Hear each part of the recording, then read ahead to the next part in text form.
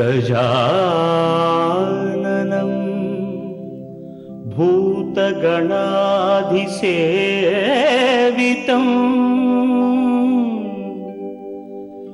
कपित्थजम्बू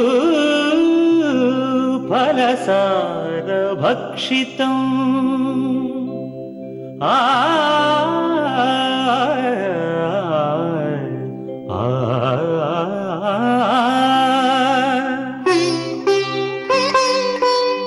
उमासुतं शोकविनाशकारणं नमामि विघ्नेश्वर पादपङ्कजम्।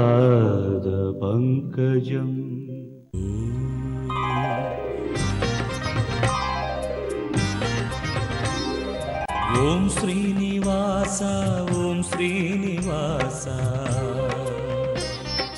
ओम श्रीनिवास ओम श्रीनिवास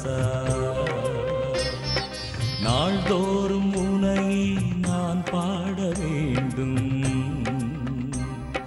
நான் பாட உந்தன் அருளாசி வேண்டும் ஏழு ஸ்வரங்களுமே ராகம் இசைத்திடுமே ஏழு ஸ்வரங்களுமே ராகம் இசைத்திடுமே ஏழு மலை கரசே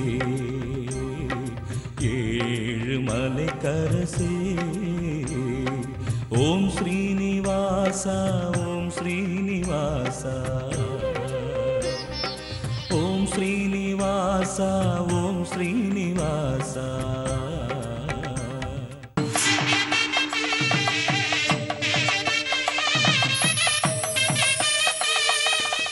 வணக்கம்.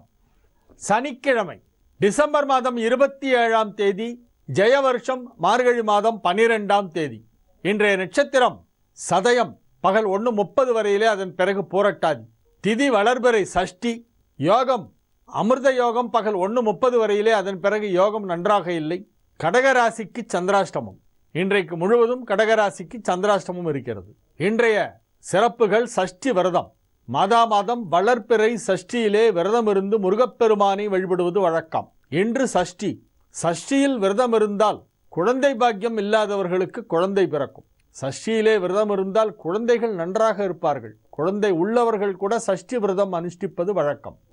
சஷ்டி தோறும் விரதம் இருந்து முருகப்பெருமானை வேண்டி துதித்தால் குழந்தைகள் நன்றாக இருப்பார்கள். பிள்ளைகளின் முன்னேற்றம், அவர்களின் கல்வி, அவர்களின் வளர்ச்சி, ஆரோக்கியம் அனைத்தும் சிறப்பாக இருக்கும். பிள்ளைகளின் நலனுக்காக இருக்கப்படும் விரதம் சஷ்டி விரதம்.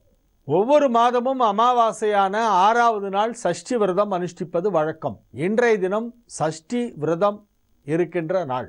சஷ்டி விரதம் இருக்கும் நாட்களிலே காலையிலோ மாலையிலோ அருகில் உள்ள கோவிலுக்கு சென்று முருகப்பெருமானை தரிசனம் செய்துவிட்டு வர வேண்டும். முருகனுக்கு மலர் மாலைகள் வாங்கி அணிவித்து வழிபட வேண்டும். முருகன் கோவிலுக்கு செல்பவர்களும் பெருமாள் கோவிலுக்கு செல்பவர்களும் நிறைய புஷ்பம் வாங்கி கொடுக்க வேண்டும். அலங்காரத்திற்கு புஷ்பம் வாங்கி கொடுக்க வேண்டும். இன்றைய தினம் சஷ்டி, மார்கழி மாதத்து சஷ்டி. இன்றைய தினம் முருகன் வழிபாட்டிற்கு உரிய நாள். இன்றைய நாள் ராகு காலம் காலை 9 மணி முதல் 10:30 மணி வரை. யமகண்டம் மதியம் 1:30 மணி முதல் 3 மணி வரை. குளிகை நேரம் காலை 6 மணி முதல் 7:30 மணி வரை. நல்ல நேரம் என்னும் சுபஹோரைகள் காலை 10:30 மணி முதல் 12 மணி வரை, மாலை 5 மணி முதல் 7 மணி வரை. இன்றைய கிரக நிலவரம்: கடகத்தில் குரு, கன்னியில் ராகு, விருச்சிகத்தில் சனி, தனுசில் சூரியன், புதன், சுக்கிரன், மகரத்தில் செவ்வாய், கும்பத்தில் சந்திரன், மீனத்தில் கேது.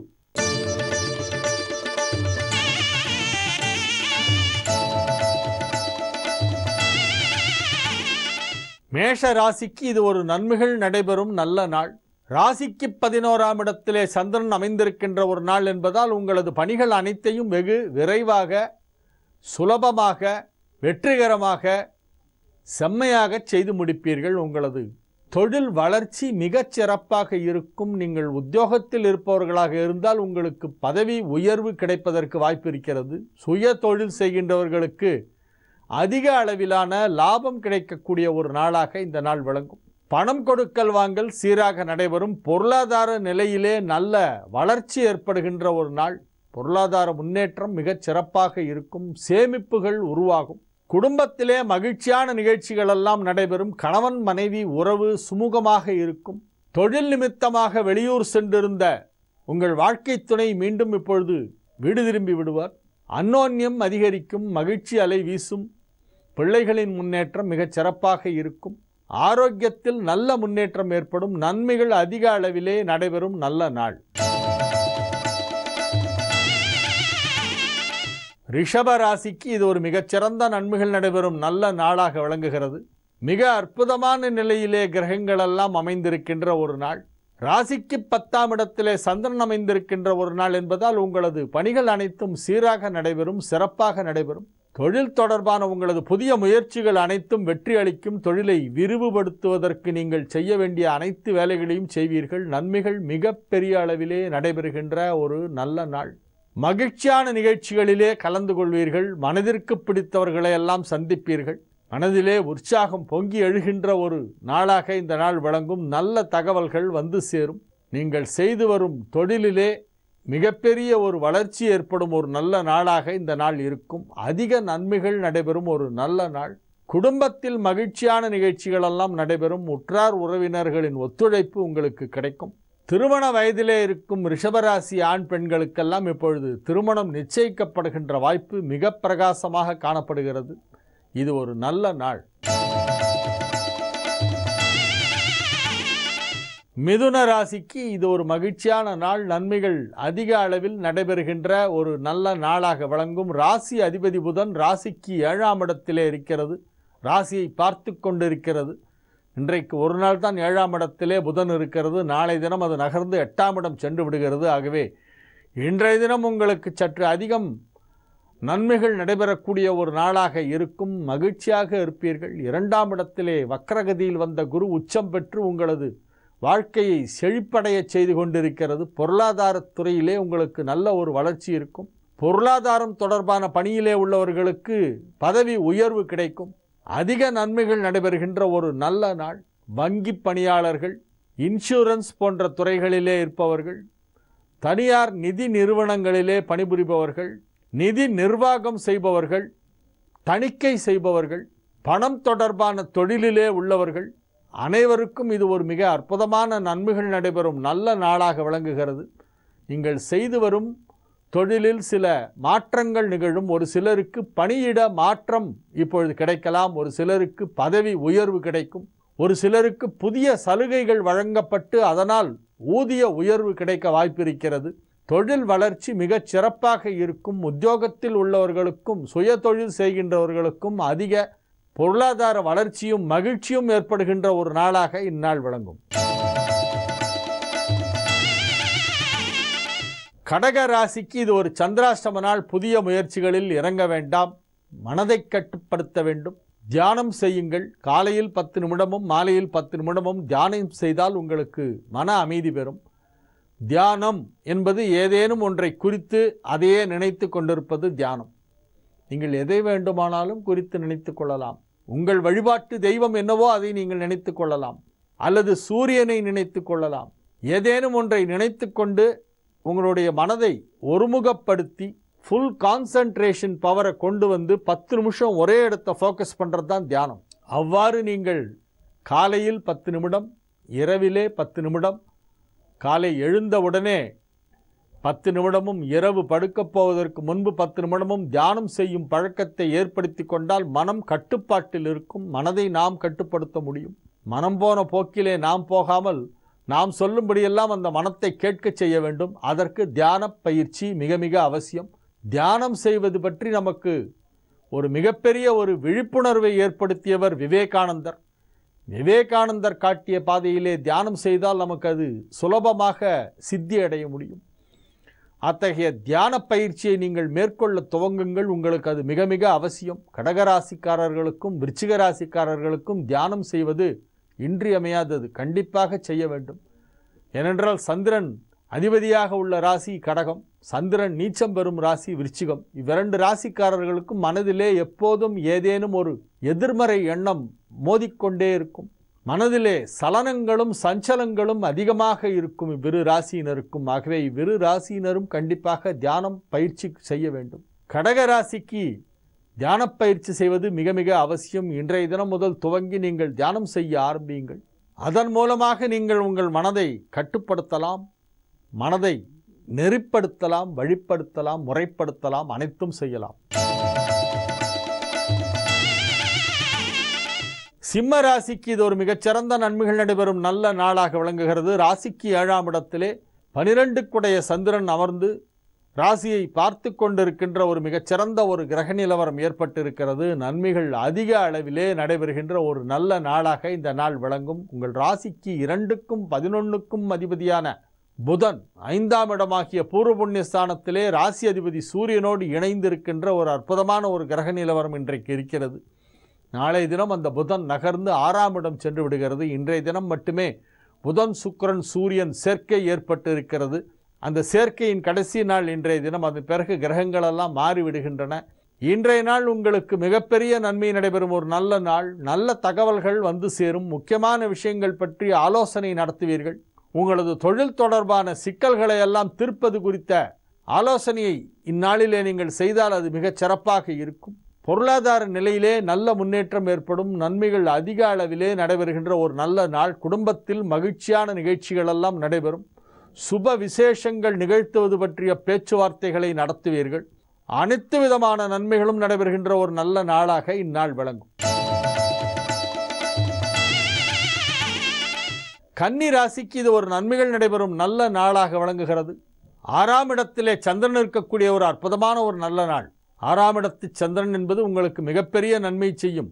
ராசி அதிபதி புதன் 4ஆம் இடத்திலே சூரியன் சுக்கிரனோடு இணைந்திருக்கின்ற நாள். லாபஸ்தானமாகிய 11ஆம் இடத்திலே குரு உச்சம் பெற்று உங்களுக்கு செல்வச் செழிப்பை ஏற்படுத்தப் போகின்றது. நீண்ட நாட்களாக நீங்களும் இப்படித்தான் சொல்லிக் கொண்டிருக்கிறீர்கள், எங்கே சார் இருக்கு செல்வச் செழிப்பு, பணம் எப்போ வரும் என்று சில கன்னிராசிக்காரர்கள் கேட்பது எனக்கு புரிகிறது. இப்பொழுதுதான் அதற்கான நேரம் வந்திருக்கிறது. நிச்சயமாக உங்களுக்கு அது வரும். மிகப்பெரிய ஒரு செல்வச் செழிப்பு கன்னிராசிக்கு இப்பொழுது உருவாகப் போகிறது. அது எந்த வடிவிலே, எந்த விதத்திலே, யார் மூலமாக, எதன் மூலமாக இறைவன் கொடுப்பான் என்று தெரியாது. கொடுக்கிற தெய்வம் கூரையை பிச்சு கொடுக்கும்பாங்களே, அதோடைய அர்த்தம் என்னவென்றால் வர வேண்டும் என்று இருந்தால் அது எப்படியாவது வந்துவிடும். உங்களுக்கு ஒன்று வர வேண்டும் என்று தலையிலே விதித்திருந்தால் அதை யாரும் தடுத்து நிறுத்த முடியாது.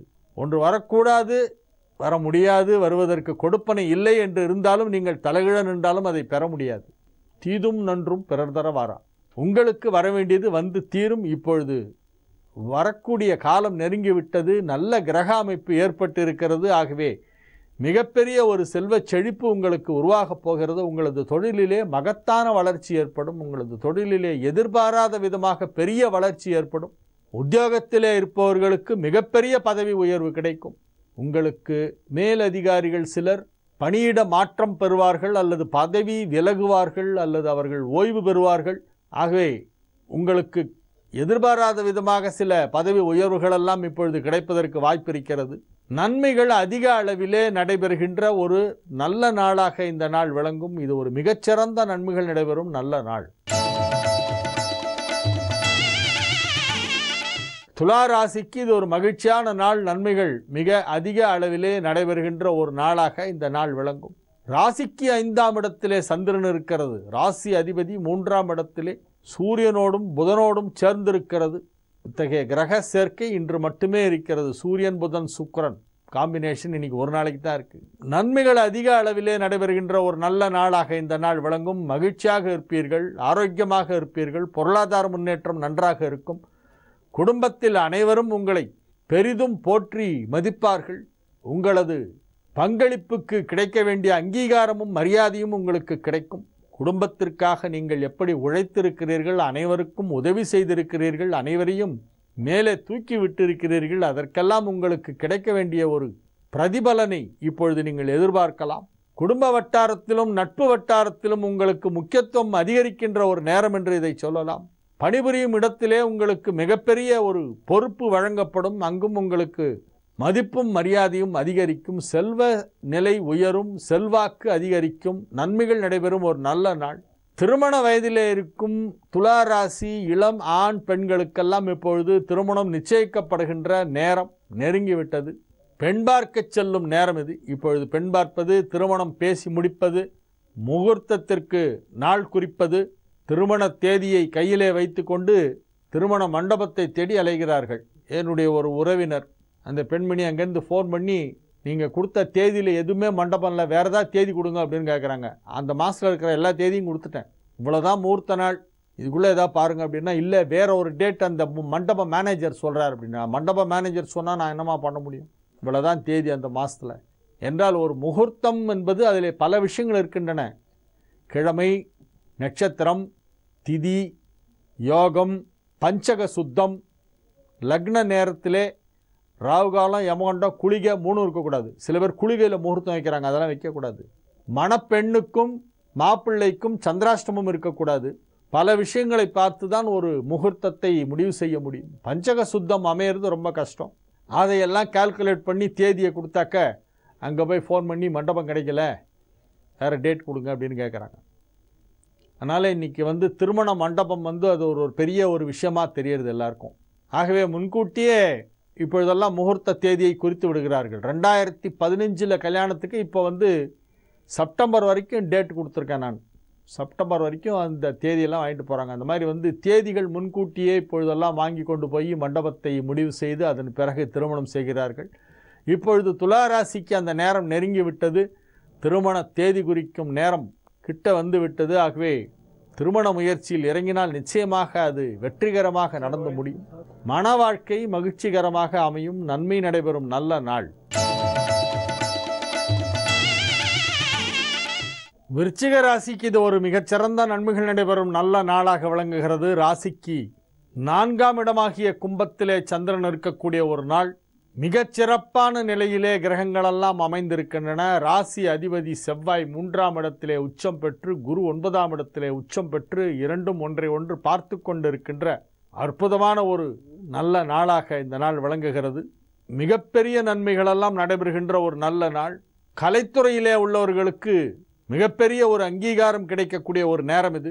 இயல், இசை, நாடகம் தொடர்பான அனைத்து துறையில் உள்ளவர்களுக்கும் மிகப்பெரிய ஒரு பாராட்டு, புகழ், செல்வம் அனைத்தும் சேருகின்ற ஒரு அற்புதமான ஒரு நாளாக இந்த நாள் விளங்குகிறது. குடும்பத்திலே மகிழ்ச்சியான நிகழ்ச்சிகளெல்லாம் நடைபெறும். ஆரோக்கியத்தில் நல்ல முன்னேற்றம் ஏற்படுகின்ற ஒரு நாள். குடும்ப வாழ்க்கை மகிழ்ச்சிகரமாக இருக்கும். இல்வாழ்க்கையிலே உள்ள சிறு சிறு குறைபாடுகளெல்லாம் நீங்கி, யாருடனாவது கருத்து வேறுபாடுகள் இருந்தால் அவையெல்லாம் முற்றிலுமாக மறைந்து அனைவரோடும் நல்லிணக்கம் ஏற்பட்டு மகிழ்ச்சியாக இருப்பீர்கள். மாணவ மாணவியர்களின் கல்வி முன்னேற்றம் மிகச் சிறப்பாக இருக்கும். உயர்கல்விக்கான வாய்ப்பு கிடைக்கும். மகிழ்ச்சியான செய்திகள் சேரும். தொலைதூரத்திலிருந்து நற்செய்திகள் சேருகின்ற ஒரு நல்ல நாள். தனுசு ராசிக்கு இது ஒரு மிகவும் சந்தோஷமான நாள். நன்மைகள் அதிக அளவிலே நடைபெறுகின்ற ஒரு நல்ல நாள். மிக மிக உற்சாகமாக காணப்படுவீர்கள். ஆரோக்கியம் சிறந்து விளங்கும். மனதிலே உள்ள கவலைகளெல்லாம் மறைந்து போகும். மகிழ்ச்சி அலை வீசுகின்ற ஒரு நாள். குடும்பத்தில் சுப விசேஷங்கள் நிகழ்த்துவது பற்றிய பேச்சுவார்த்தைகளெல்லாம் நடைபெறும். பயணங்கள் ஏற்படும். சுற்றுலா சென்று வருவீர்கள். உற்றார் உறவினர்கள் நண்பர்களுடன் மிகவும் மகிழ்ச்சியாக பொழுதை கழிப்பீர்கள். நன்மைகள் அதிக அளவிலே நடைபெறுகின்ற ஒரு நல்ல நாளாக இந்நாள் விளங்கும். மகர ராசிக்கு இது ஒரு மிகச்சிறந்த நன்மைகள் நடைபெறும் நல்ல நாள். ராசியிலே செவ்வாய் உச்சம் பெற்றிருக்கிறது. ராசிக்குள் புதன் வரப்போகிறது. மிகச்சிறப்பான நிலையிலே கிரகங்களெல்லாம் அமைந்திருக்கின்ற ஒரு நல்ல நேரம். 7ஆம் இடத்திலே குரு உச்சம் பெற்று ராசியை பார்த்து கொண்டிருக்கின்ற அற்புதமான ஒரு நேரம் இது. ஜூலை மாதம் 5ஆம் தேதி வரையிலே உங்கள் ராசிக்கு குரு பார்வை இருக்கிறது. ஆகவே இப்பொழுது திருமண தடை விலகும். திருமணம் நிச்சயிக்கப்படும். பொருளாதார நிலையிலே நல்ல முன்னேற்றம் ஏற்படும். குழந்தை பாக்கியம் தாமதமாகி கொண்டிருப்பவர்களுக்கு இப்பொழுது சத்புத்திர பாக்கியம் ஏற்படும். புத்திர சந்தானம் கிடைக்கக்கூடிய ஒரு அற்புதமான ஒரு நேரம். நன்மைகள் அனைத்து விதத்திலும் நடைபெறும். அனைத்து வயதினருக்கும் அவரவர் வயதில் நடைபெற வேண்டிய சுப நிகழ்ச்சிகளெல்லாம் நடைபெறும் ஒரு நேரம் இது. சொந்த வீடு இல்லாதவர்களுக்கு வீடு அமையும். நல்ல வேலை இன்னும் கிடைக்காதவர்களுக்கு வேலை கிடைக்கும். திருமணமாகாதவர்களுக்கு திருமணம் நடக்கும். குழந்தை பாக்கியம் இல்லாதவர்களுக்கு குழந்தை பாக்கியம் உருவாகும். இப்படி அவரவர் வயதிற்கேற்ப விருப்பத்திற்கேற்ப என்னவெல்லாம் இப்பொழுது நடைபெற வேண்டுமோ நல்ல காரியங்கள் அவையெல்லாம் நடைபெறுகின்ற ஒரு நேரம். அவ்வளவு சிறப்பான ஒரு மிகச்சிறப்பான ஒரு நல்ல நேரம் இப்பொழுது மகரத்திற்கு நடைபெற்று கொண்டிருக்கிறது. அதிலும் இன்றைய தினம் குறிப்பாக ராசிக்கு 2ஆம் இடத்திலே சந்திரன் இருக்கக்கூடிய ஒரு நாள்.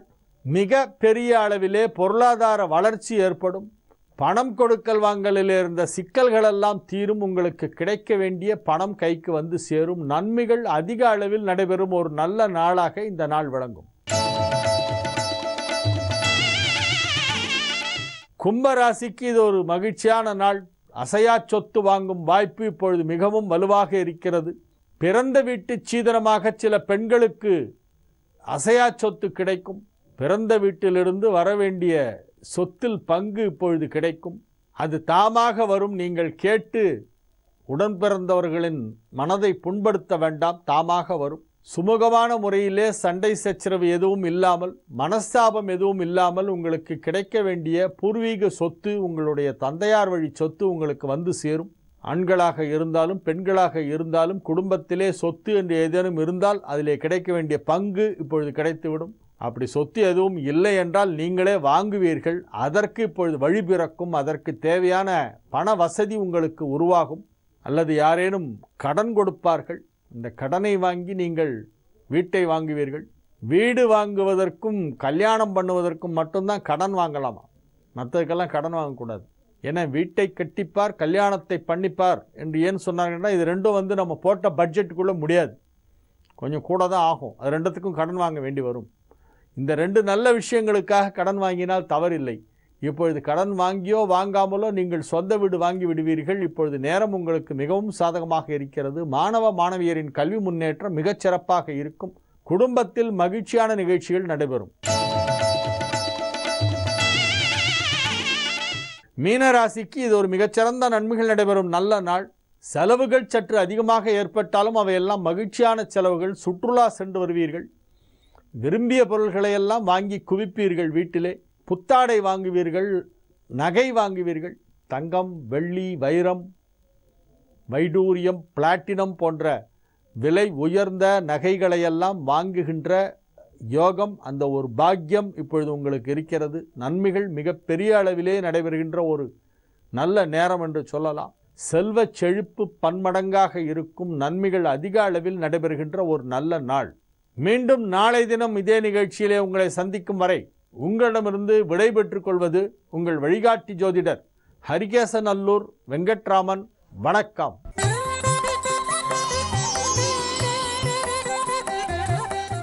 ஜீ தமிழ் தொலைக்காட்சி நேயர்களுக்கு வணக்கம். ஒளிமயமான எதிர்காலம் நிகழ்ச்சி மூலம் உங்களை சந்திக்கிறதுல ரொம்பவே சந்தோஷம். இந்த ஒளிமயமான எதிர்காலம் நிகழ்ச்சி மூலம் பல பேருடைய வாழ்க்கை ஒளி பெற்றிருக்கு. இதுல புதுவிதமா ஓம்காரம் அப்படின்ற பகுதியில உங்களை நாங்க சந்திக்கிறோம். இந்த பகுதியில நம்ம கூட பேசுவதற்காக யோக ஆஞ்சநேயர் சக்தி பீடம், அனுமன் உபாசகர் ஜோதிட சிம்மம், திருவல்லிக்கேணி சுவாமி கண்ணன் வட்டாச்சாரியார் அவர்கள் இருக்காங்க. இவர்கிட்ட உங்களுடைய சந்தேகங்களை குறித்து நீங்க கேட்டு தெரிஞ்சுக்கலாம். ஸ்ரௌதத்மார்த்தாதிகம் கர்மநிகிலம் ஏன சூத்ரிதம் தஸ்மை சமஸ்த வேதார்த்த விதே விகனசே நமக. அஸ்மத் குருபியோ நமக. விகனச மகா குருவே நமக. அனுமன் சுவாமிகள் ஆசிகளுடன் வக்ரதுண்ட மகாகாயா சூரியகோடி சமப்பிரபா நிர்விக்னம் குருமே தேவா சர்வகாரியேஷு சர்வதாம் கிருஷ்ணம் வந்தே ஜெகத்குரும். ஆதித்யாதி நவகிரக தேவதாபியோ நமக. குரு பிரம்மா குரு விஷ்ணு குருதேவோ மகேஸ்வரக குரு சாட்சாத் பரம்பிரம்மா தஸ்மை ஸ்ரீ குரவே நமக. இன்னைக்கு மார்கழி மாதம் சனிக்கிழமையும் சஷ்டி திதியும் இன்றைக்கி சதய நட்சத்திரமும் சேர்ந்து வருது. நகரத்தாரில் சம்பிரதாயத்தில் விநாயகர் நோன்பு, பிள்ளையார் நோன்பு ரொம்ப இன்றைக்கி விசேஷம். ஸ்திரவாரம்னு சொல்லுவாள். ஏன்னா எல்லாரும் சனிக்கிழமைன்னு உடனே ஒரு பயம் இருக்குது. சனிக்கிழமை அப்படின்னு சொன்னீங்கன்னா சனிவாரம்னா உடனே பயப்படுறான். ஸ்திரவாரம்னு சொல்லுவாள். நீங்கள் நம்ம சிங்கப்பூர் மாதிரி ஊர்களுக்கு போயிருக்கும்போது பார்த்தோம், சனிக்கிழமை அன்றைக்கி தான் கல்யாணமே பண்ணுறா கோயிலில். என்னன்னு கேட்கும்போது அன்றைக்கி தான் அவளுக்கு ஓய்வு விடுறா. எதுக்கு சொல்ல வரேன்னா, சில விஷயங்கள்லாம் பார்த்திங்கன்னா சில மாற்றங்கள்லாம் நம்ம நிதானமாக கவனித்து பார்க்க வேண்டியது. சம்பிரதாயங்களை விடக்கூடாது. கால ஓட்டங்களையும் சரியாக பயன்படுத்திக்கணும். நேரம்ன்றது தங்கம் மாதிரி. சாஸ்திரத்தையும் ஜோதிடத்தையும் லௌகிகத்தையும் நேரங்களையும் சரியாக பயன்படுத்தினா ஒரு மனிதன் வாழ்க்கையில் கட்டாயம் வெற்றி பெற முடியும். ஆனால் சம்பிரதாயங்கள் சாதாரணமானதல்ல. அதை நம்ம புரிஞ்சிக்க வேண்டியது ரொம்ப அவசியம். இந்த சம்பிரதாயம், இந்த சாஸ்திரம் ஏன் ஏற்பட்டது? சித்தர்கள்லேருந்து, மகான்கள்லேருந்து, வேதத்துலேருந்து ஓம்ன்ற பிரணவத்தை எல்லாரும் கொண்டாடுறா. ஓங்காரம்ன்றது எல்லா இடங்கள்லையும் வரக்கூடிய ஒரு பெரிய சப்தம். உங்களுக்கு ராஜயோகமாக இருந்தாலும், குண்டலி யோகமாக இருந்தாலும், மகா யோகங்களாக இருந்தாலும் இந்த ஓம்ன்ற சப்தம் இல்லாமல் எதுவும் இல்லை. ஓம்ன்றது அடிவயத்திலேருந்து வந்து தொண்டையிலிருந்து நெத்தியிலிருந்து ஜொலிக்கக்கூடியது ஓங்காரம். சிரசிர சகசிரால கமலத்தில் அமிர்தத்தை வர்ஷிக்கக்கூடியதுன்னு சொல்லுவாள். இதை பற்றி இன்னும் நிறைய சொல்லிட்டு போகலாம். இந்த நல்ல நாளில் ஸ்திரவாரத்தில் ஆஞ்சநேய சுவாமி வழிபாடு பண்ணுறதும் நல்லது. சனிக்கிழமை ஆஞ்சநேய சுவாமியை வழிபாடு பண்ணுறது எல்லா வினைகளையும் போக்கும், தாக்கக்கூடிய வினைகளை தவிர்க்கும். நம்ம கிட்ட சந்தேகங்கள் கேட்கறதுக்காக வந்து நிறைய நேயர்கள் வந்து காத்துக்கிட்டு இருக்காங்க. முதல் காலர் யார் எங்கன்னு பாத்துடலாமா? வணக்கம். வணக்கங்க மேடம். வணக்கம்மா, யார் எங்கன்னு பேசுறீங்க? நாங்க கோயம்புத்தூர்ல இருந்து பேசுறேங்க, மைதிலி பேசுறேங்க. ஓகே, நல்லா இருக்கீங்களா மைதிலிமா? நல்லா இருக்கேங்க மேடம். உங்களுக்கு என்ன சந்தேகம் இருக்கு? சாரோட ஜி தமிழ்ல பாப்பாங்க, அந்த ஸ்லோகாஸ்ல போடுவாங்க இல்லைங்க, அதெல்லாம் பாப்பேன். என் பொண்ணுக்கு கேட்கணுங்க, கிருத்திகா பொண்ணு பேரு. ஏஜ் 27 ஆகுது. டேட் ஆஃப் பர்த் வந்து 8/8/87. டைம் வந்து 11:08 PM. மகர ராசி, திருவோண நட்சத்திரம், லக்னம் மேஷம். அவங்களுக்கு ஜாப் ட்ரை பண்ணா கிடைக்க மாட்டேங்குதுங்க. ஜாப் எப்ப கிடைக்கணும் அப்படின்னு தெரிஞ்சுக்கணும் இருக்கீங்களா? ஆமாங்க, மகர ராசி, திருவோண நட்சத்திரம். எப்ப ஜாப் கிடைக்கும்? எக்ஸாம்லாம் எழுதுனாங்க, ஒன்னும் சக்சஸ் ஆகல. கண்டிப்பா சக்சஸ் ஆகும். நம்ம சாமிஜி கிட்ட இன்னும் கேட்டு தெரிஞ்சுக்கலாம். சொல்லுங்க. வணக்கம் சார். வணக்கம் சாமிஜி. நமஸ்தே. உங்க பொண்ணு வந்து மகர ராசி, திருவோண நட்சத்திரம் சொன்னீங்க. ஆமாங்க சாமிஜி. திருவோண நட்சத்திரம்ன்றது மகாவிஷ்ணுவோட நட்சத்திரம். இந்த நட்சத்திரத்துக்கு என்ன பெருமை அப்படின்னு கேட்டீங்கன்னா, 27 நட்சத்திரத்துல 2 நட்சத்திரத்துக்கு தான் தமிழ்ல திரு அப்படின்ற அடைமொழி வரும். திரு ஆதிரை, திருவாதிரை, அது வந்து சிவபெருமான். இது திரு ஓணம், இது வந்து மகாவிஷ்ணுவோட நட்சத்திரம். இவங்க மகர ராசியில பிறந்திருக்காங்க. இது வந்து நம்ம சப்த ரிஷி வாக்கியம் மூலமா உங்களுக்கு சுவாமி என்ன அனுகிரகம் பண்றான்றதை நம்ம தெரிஞ்சுக்கலாம். கற்றறிந்த மேலோர் எல்லாம் கன்னியா லக்னத்தில் பிறப்பார்னு விஸ்வாமித்திரர் வாக்கு பிரகாரம் இப்ப வந்திருக்கு. உங்களுக்கு இப்ப வந்த இதுல வந்து லக்ன கேந்திரத்துல புதன் நன்னா இருக்கு. புத்தி உள்ளவன் புதன் சொல்வா. இப்ப புதன் நன்னா இருந்ததுன்னா போராட்டங்கள் இருக்கும், தடை இருக்கும், சிறு சிறு வருத்தங்கள் இருக்கும், ஆனா தோல்வி இருக்காது. கடின முயற்சியால வெற்றி அடையக்கூடிய ஜாதகர். அதனால புதனோட அம்சத்துல வந்திருக்கு. இதுக்கு வந்து தடை விலக எளிய பரிகாரம் அப்படி என்னன்னு கேட்டீங்கன்னா, புதன்கிழமை கார்த்தால 6லேருந்து 7 மணிக்குள்ள விஷ்ணு சகஸ்ர நாமம் அல்லது இந்த பெருமாளோட நாமங்களை சொல்லுங்க. உங்களுக்கு கோவிந்த நாமாவளி அப்படின்னு தமிழ்ல இருக்கு. விஷ்ணு சகஸ்ரநாமம் சொல்ல முடியலன்னா, ஏன்னா வடமொழி உங்களுக்கு கடினமா இருந்தால் அதுக்கு சமமா சொல்லப்பட்டது கோவிந்த நாமாவளி. அது வந்து 108 போட்டிருக்கோம். கோவிந்த நாமாவளி உங்களுக்கு கிடைக்கும், தமிழ்ல கிடைக்கும். அது வந்து புதன்கிழமை காலம்பரை 6லேருந்து 7 மணிக்குள்ள புத ஓரையில உங்களுக்கு சொல்லுங்க. அப்ப முடிஞ்சா பச்சை கலர், நீங்க அப்ப உடுத்தக்கூடிய உடை வந்து பச்சை கலரா இருக்கிறது விசேஷம். நீங்க கிழக்கு முகமா இருந்து பெருமாள் படம் நின்ற கோலத்துல இருக்கக்கூடிய ஏதாவது 108 திவ்ய தேசத்துல ஏதாவது ஒரு பெருமாளோட படம், திவ்ய தேசம் அப்படின்னா 108 சொல்லியிருக்கு. ஆழ்வார்கள் வந்து பாடிய இடத்துக்கு திவ்ய தேசம்னு பேரு. அந்த பெருமாளோட ஏதாவது ஒரு படம் வச்சு, நின்ற கோலம்னா ஸ்ரீனிவாசன் நின்ற கோலத்துல இருக்கார், திருவள்ளிக்கேணி பார்த்தசாரதி சுவாமி நின்ற கோலத்துல இருக்கார். இது மாதிரி நின்ற கோலத்தில் உள்ள பெருமாளை நீங்க, அது வந்து ராமரா இருக்கலாம், கிருஷ்ணரா இருக்கலாம், வெங்கடாஜலபதியா இருக்கலாம், நின்ற கோலத்துல இருக்க பெருமாள் முன்னால 6லேருந்து 7 மணி புதன்கிழமை கோவிந்த நாமாவளி சொல்லுங்க. தேவைப்பட்டா விஷ்ணு சகஸ்ரநாமம் டேப்ல போட்டு காதுல கேளுங்க. கோவிந்த நாமாவளி தொடர்ந்து சொல்லுங்க. தடை வந்து கட்டாயம் விலகும். அப்புறம் உங்களுக்கு ஒரு புரட்டாசி சனிக்கிழமை அன்னைக்கு மலைமேல் உள்ள பெருமாளை தரிசனம் பண்ணுங்க. திருப்பதி போயிட்டு வாங்க. நீங்க எங்க இருக்கீங்க? எந்த ஊர்ல இருக்கீங்க? கோயம்புத்தூர். திருப்பதி போலாம். அப்படி இல்லைன்னா திருநீர் மலை போலாம். திருநீர் மலை, மலை மேல உள்ள பெருமாளை பூஜிக்கலாம். இல்லைன்னா தாந்தோன்றி மலைன்னு இருக்கு, அது தாந்தோன்றி மலை போக முடிஞ்சா போகலாம். இதனால உங்களுக்கு எது சௌகரியமோ நின்ற கோலத்துல இருக்கக்கூடிய பெருமாளை, மலை மேல உள்ள பெருமாளை ஒரு முறை தரிசனம் பண்ணுங்க. கட்டாயம் உங்களுக்கு நீங்க நினைச்ச ஒரு நல்ல உத்தியோகம் உங்க பொண்ணுக்கு அமையும். மேரேஜ் தள்ளிட்டே போகுது. மேரேஜ் எப்ப நடக்கும்? எப்பல இருந்து பாக்குறீங்கம்மா? மேரேஜ் இல்ல எப்ப நடக்கும் அப்படின்னு இல்லம்மா கேக்குறேன். எப்பல இருந்து நீங்க பாக்குறீங்க கல்யாணத்துக்கு? இப்ப பாத்துட்டு இருக்கோங்க சாமிஜி. ஆனா ஒண்ணும் அமைய இல்ல மாட்டேங்குது. 6 மாசமா பாக்குறீங்களா, 1 வருடமா பாக்குறீங்களா? 1 இயரா பாத்துட்டு இருக்கோம். சரி, ஏன் 1 வருஷமா பாக்குறீங்க? 26 வயசுல இருந்து நீங்க பாக்குறதா சொல்றீங்க இல்லையா?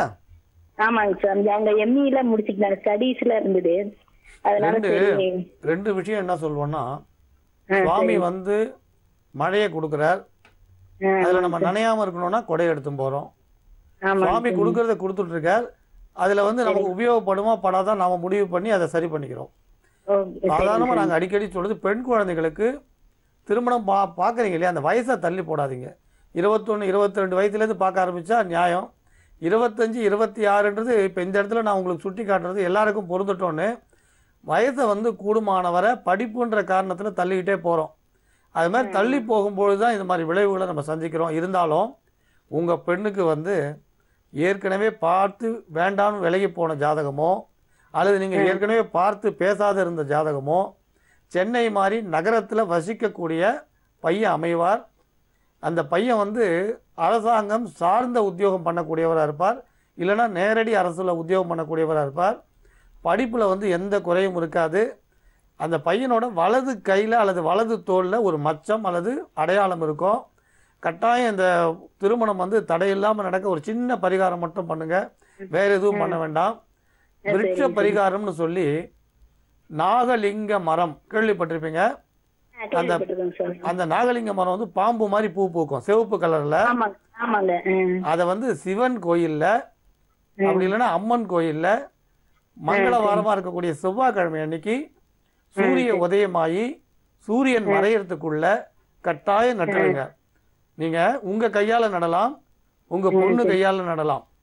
இந்த மரத்தை யாராவது ஒருத்தர் ஒரு முறை நட்டா போறோம்.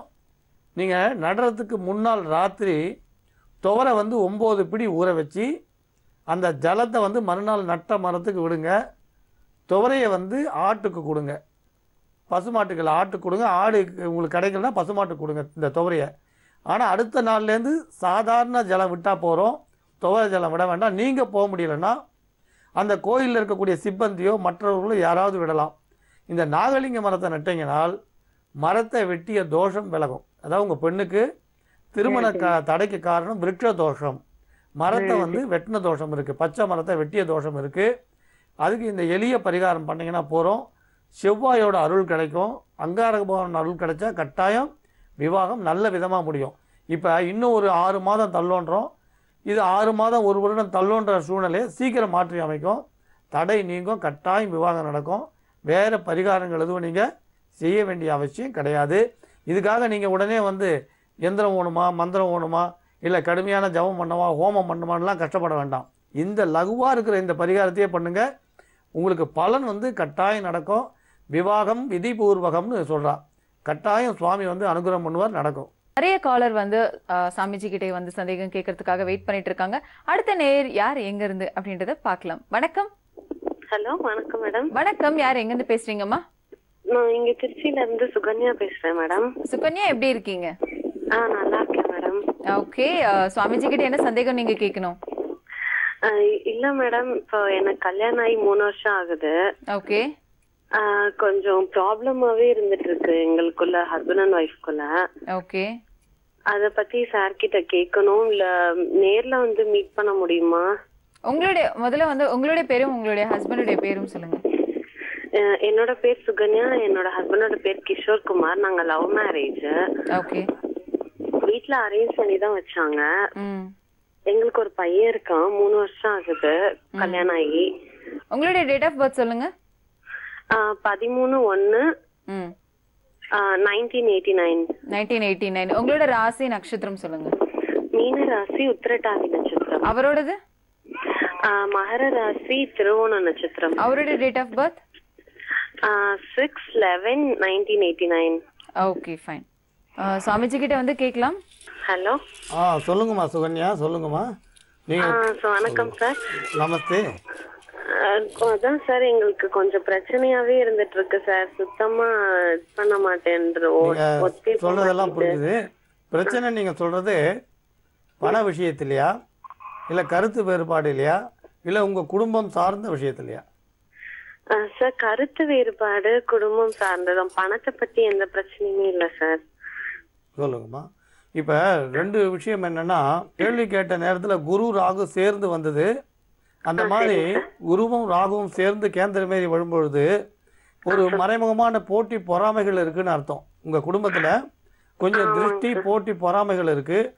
உங்களோட செழிப்பு வந்து மற்றவங்களுக்கு பிடிக்கல அப்படின்னு அர்த்தம். சரிங்க சார். நீங்கள் கிராமத்தில் பார்த்தீங்கன்னா மாம்பழம், மாங்காய், மாமரத்தில் நிறைய காய் இருக்கும். முருங்கைக்காய் மரத்தில் முருங்கைக்காயில் நிறைய காய்ச்சி இருக்கும். இவ்வளோ காய் இருக்கே, இவ்வளோ செழிப்பாக இருக்கேன்னு சொல்லுவாள். சில பேரோட திருஷ்டி பட்ட உடனே அந்த மரம் அப்படியே பட்டு போயிடும். அது திருஷ்டி தோஷம், விருஷ்டி தோஷம்னு சொல்லுவாள். இப்போ உங்கள் குடும்பத்தை பொறுத்த வரைக்கும் திருஷ்டி தோஷம் இருக்குது. அதனால் உங்கள் 2 பேருக்கும் இடையில வேறு ஒரு பிரச்சனைகளோ செய்வினையோ அல்லது ஏவலோ மன வருத்தத்துக்கு மற்றவங்களோ காரணம் இல்லை. இது முழுக்க முழுக்க இப்போ நீங்கள் கேள்வி கேட்ட நேரத்தில் வந்தது சப்தரிஷி வாக்கியப்படி திருஷ்டி தோஷம்தான். இந்த திருஷ்டி தோஷம் நீங்கிறதுக்கு ரொம்ப எளிமையான வழிமுறைகள்லாம் உண்டு, சுலபமான வழிமுறைகள் உண்டு. நீங்கள் பொதுவாக வீட்டில் வந்து வீட்டில் வடகிழக்கில் ஒரு பித்தளை பாத்திரம் வச்சு அதில் சுத்தமான ஜலம் விட்டு செவ்வாய் வெள்ளி நீல நிற பூ அல்லது சிவப்பு நிற பூ போடுங்க. செவ்வாய் வெள்ளியில் நீலம் இல்லைன்னா சிவப்பு நிற பூவை போடுங்க. அதில் ஒன்று. 2வது, வீட்டோட வடகிழக்கில் ஈசான்யத்தில் வெளியில் துளசி செடி முடிஞ்சா வைங்க. உங்க வீட்டோட வெளியில வடகிழக்குல கருந்துளசி செடி வைங்க. காம்பவுண்ட் வீடு, நாங்க ரெண்ட் ஹவுஸ்ல தான் இருக்கோம். அந்த மாதிரி இடம் எதுவுமே இல்லைங்க சார். சொல்லுங்கம்மா. அப்ப துளசி செடி வைக்க முடியலன்னா நீங்க செவ்வாய்க்கிழமை வெள்ளிக்கிழமை காலம்பர குளிச்ச உடனே காபி கூட சாப்பிடாம குளிச்சுட்டோ துளசி சோஸ்திரம்னு தமிழ்ல இருக்கு. அம்மா துளசி அம்மான்னு ஒரு தமிழ்ல துளசி சோஸ்திரம் இருக்கு, ஸ்துதி இருக்கு. அந்த ஸ்துதியை வந்து சொல்லிட்டே வாங்க செவ்வாய் வெள்ளி. நீங்க வீட்டோட வடகிழக்குல மட்டும் பாத்திரம் வைங்க, ஒரு ஸ்டூல்ல வச்சு சின்ன பாத்திரம். அதுல வந்து பித்தளை பாத்திரத்துல உங்களுக்கு அகண்ட தட்டு மாதிரி இருக்கும். அதுல தலை வைங்க. அதுல செவ்வாய் வெள்ளி நீல அல்லது சிவப்பு பூ போடுங்க. துளசி சோஸ்திரத்தை சொல்லிட்டு வாங்க. இந்த தமிழ்ல இருக்க இந்த சோஸ்திரத்தை சொல்லிட்டே வந்தீங்கன்னா கணவன் மனைவி ஒற்றுமை சுலபமா வரும். இதுக்காக நீங்க பெரிய பிரயத்தனம் பண்ணி ரெகுலரா உங்க ப்ரோகிராம் வாட்ச் பண்ணி நீங்க சொல்ற மந்திரம்லாம் எழுதி வச்சிட்டு இருக்கேங்க சார். அந்த மந்திரத்துல பதிமேன்னு ஒரு மந்திரம் ஒண்ணு சொல்லியிருப்போம், பதிவசியம்னு. இப்ப சார் அது எப்படின்னு அதுல கொஞ்சம் அந்த இதுல நோட் பண்ணதுல நீங்க தினமும் ஒரு இதுல சாம்பார் ரசம் ஏதோ சொல்லி அந்த மந்திரம் ஜெபிச்சு கொடுக்க சொல்லியிருந்தீங்க. ஆமா சொல்லுங்கம்மா. அந்த இதுல தினமும் 30 நாள் சொல்லியிருந்தீங்க. 30 நாளும் அப்படி செய்யணுமா இல்ல என்னைக்காவது ஒரு நாள்? இப்ப ஒரு விஷயம் நீங்க தெரிஞ்சுங்க. சொல்லுங்க சார். இப்ப வந்து நீங்க கேக்குற கேள்விக்கு நாங்க பதில் சொல்லும் போது மத்தவங்களும் இதை பார்த்துட்டு தான் இருப்பாங்க. அதாவது பிரயோகங்களை வந்து வெளிப்படையா கேட்க கூடாதுன்னு அது காரணம் உங்களுக்கும் புரியும். அதாவது இந்த உப்புல வந்து ஒவ்வொரு உப்புன்னு சொல்லி 3 உப்பு பொதுவா சொல்லலாம்.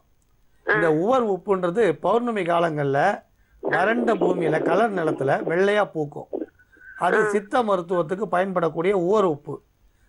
சரீரத்துல இருக்க 64 தோஷத்தை போக்கணுவாங்க, அது ஒண்ணு. நம்ம கடல்ல இருந்து காய்ச்சி எடுக்கக்கூடிய கல் உப்பு. அப்புறம் இந்த மலைகள்ல நேபாளம் காட்மண்டு இருக்கு இல்லையா, அந்த மாதிரி மலைகள்ல ஒரு உப்பு பழுப்பு கலர்ல வரும். இந்த 3 உப்பு, அந்த பழுப்பா இருக்கிற உப்பை தான் உங்களுக்கு வந்து சாப்பிடக்கூடிய சாப்பாட்டுல அந்த மந்திரத்தை 28 முறை சொல்லி 1 முறை இல்ல 3 முறை போடுவா. அது ரசத்துலயோ சாம்பார்லயோ அது வந்து நல்ல ஒரு மருத்துவ குணம் உள்ள உப்புன்னு சொல்லலாம். இது லவண துர்க்கை மந்திரத்தை சொல்லியும் போடுவா. லவண துர்க்கைனா உப்பு, லவணம்னா உப்பு. லவண துர்க்கை மந்திரத்தை சொல்லியும் போடுவா. அல்லது இப்ப நான் சொன்ன பதிமேவசிய மந்திரத்தை சொல்லியும் பிரயோகம் பண்ணலாம். அது வந்து உடல்ல போனா அவங்க மன வருத்தங்கள் மாறும். இப்ப 2 விஷயம் புரிஞ்சுக்கணும். நீங்க மட்டும் இல்ல, இதை பார்க்குற ஆண் பெண் எல்லாருமே. அதாவது உபாசனா மார்க்கம் மாந்திரிக மார்க்கம்னு 2 உண்டு. உபாசனா மார்க்கம் எப்பயுமே நல்லதே பண்ணும். நீங்க ஸ்பூன்ல இருக்கிற தேன் எடுத்து சாப்பிடலாம், நம்ம நாக்க ஒண்ணும் பண்ணாது. தேன் நல்ல பொருள், ஸ்பூன்ல எடுத்து சாப்பிடுறோம், நாக்க ஒண்ணும் பண்ணாது. கத்தியில தேன் இருக்கு, அதை எடுத்து நாக்குல நக்கினா என்ன ஆகும்? அதனால மாந்திரிகம்ன்றது கத்தியில இருக்கிற தேன் மாதிரி. இப்ப நான் சொல்றது பக்தி மார்க்கம்ன்றது ஸ்பூன்ல இருக்க தேன் மாதிரி. இப்ப நீங்க கேட்டீங்க இல்லையா, அது ஸ்பூன்ல இருக்க தேனை சாப்பிட்ற மாதிரி உங்க கணவருக்கும் நல்லதை செய்யும், உங்களுக்கும் நல்லதை பண்ணும். நீங்க கூட சாப்பிட்டா தப்பு இல்லை, நீங்களும் சாப்பிடலாம், உங்க கணவர் சாப்பிட்டாலும் தப்பு இல்லை. கணவன் மனைவி ஒற்றுமைக்காக இதை செய்கிறோம். இது வந்து வியாதிக்கு மருந்து கொடுக்குற மாதிரி. இதை வந்து நல்லா பார்த்தீங்கன்னா, வாளால் அறுத்து சுடினும் மருத்துவன் பால் தீரா காதல் நோயாளன் போல் மாயத்தால் அப்படின்னு சொல்கிறார். அதாவது நீங்கள் அந்த காலத்தில் மருத்துவர் வந்து அடிப்பட்ட இடத்த கத்தியால் கீறி உங்களுக்கு அந்த இடத்த கத்தியை சுட்டு கீறுவாளாம். ஆனால் அப்படி பண்ணால் கூட மறுநாள் என்ன பண்ணுவோம், டாக்டர்கிட்ட தான் போவோம்.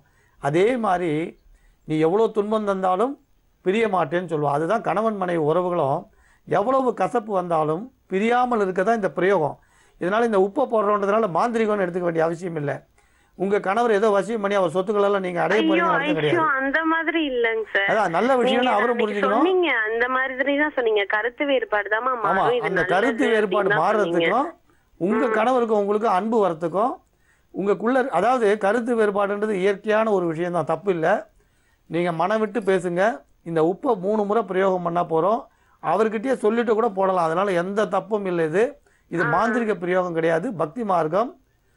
அதனால் நீங்கள் அதை செய்யுங்க, அது ஒரு பக்கம். ஆனால் இப்போ அந்த உப்பை தேடி போக முடியல, அந்த மந்திரத்தை ஜபிக்க முடியல, குழந்தை அழுது அப்படிலாம் சொன்னால் ரொம்ப எளிய முறையில் வடகிழக்கில் ஜலம் வச்சு செவப்பு நீலப்பூவை சேருங்க, துளசி ஸ்துதியை சொல்லுங்கள். இந்த மந்திரத்தில் சுயவரா கலா பார்வதி மந்திரமும் சொல்லலாம், ரதி மன்மத மந்திரம் இருக்குது அது சொல்லலாம்.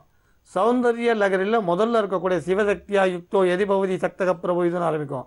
அந்த முதல் மந்திரத்தையும் 13வது மந்திரத்தையும் சொல்லலாம். அப்படி இல்லைன்னா இந்த பதிமேன ஆரம்பிக்கிறத இந்த மந்திரத்தையும் சொல்லலாம்.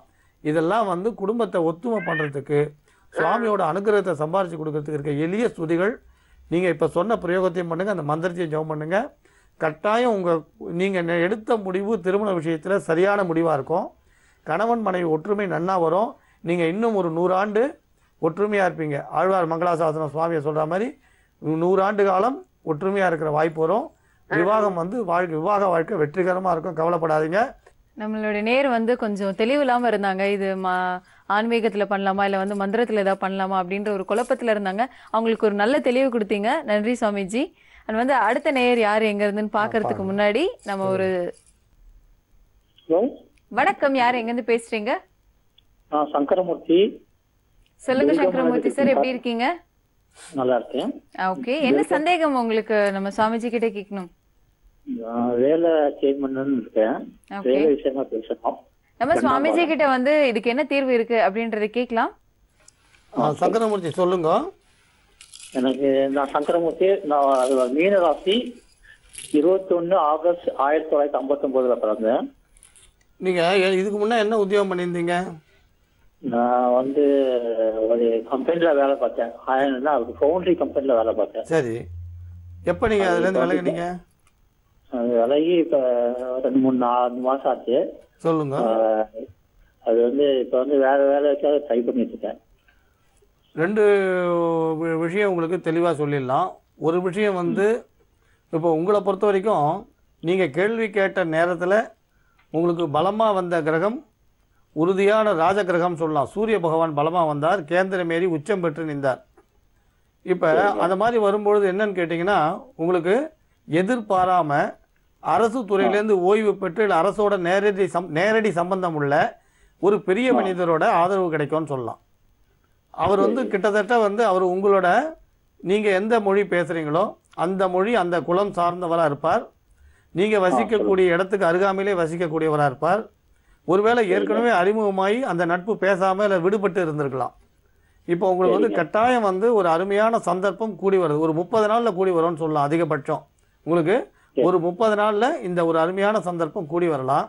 ஆனால் அதில் என்ன ஒரே ஒரு விஷயம் என்னன்னா, நீங்களும் அவரும் சந்திக்கக்கூடிய அந்த காலகட்டத்தில் உங்களுக்கு வேற ஒரு முக்கியமான பணி காத்திருக்கும். அதுவும் கல்யாணத்துக்கு போக வேண்டியதாவோ இல்லை வேற ஒரு ஊருக்கு போக வேண்டிய ஒரு நிர்பந்தம் இருக்கும். அந்த மாதிரி ஒரு நிர்பந்தமான ஒரு நேரத்தில் நீங்கள் சந்திக்கக்கூடியது ஒரு ஞாயிற்றுக்கிழமையாக இருக்கும். நீங்கள் இப்போ சப்தரிஷி வாக்கியப்படி பார்க்கும்பொழுது ஒரு ஞாயிற்றுக்கிழமை அன்றைக்கி அவரை நீங்கள் பானுவாரம் அன்றைக்கி அவரை சந்திப்பீங்க.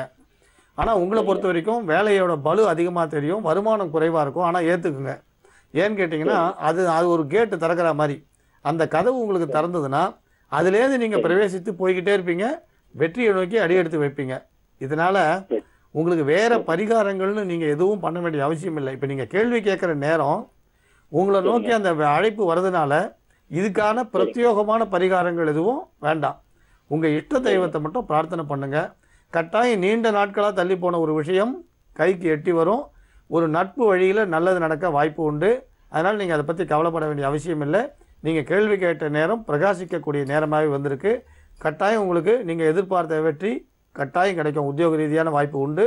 நம்புங்கள், நல்லதே நடக்கும்.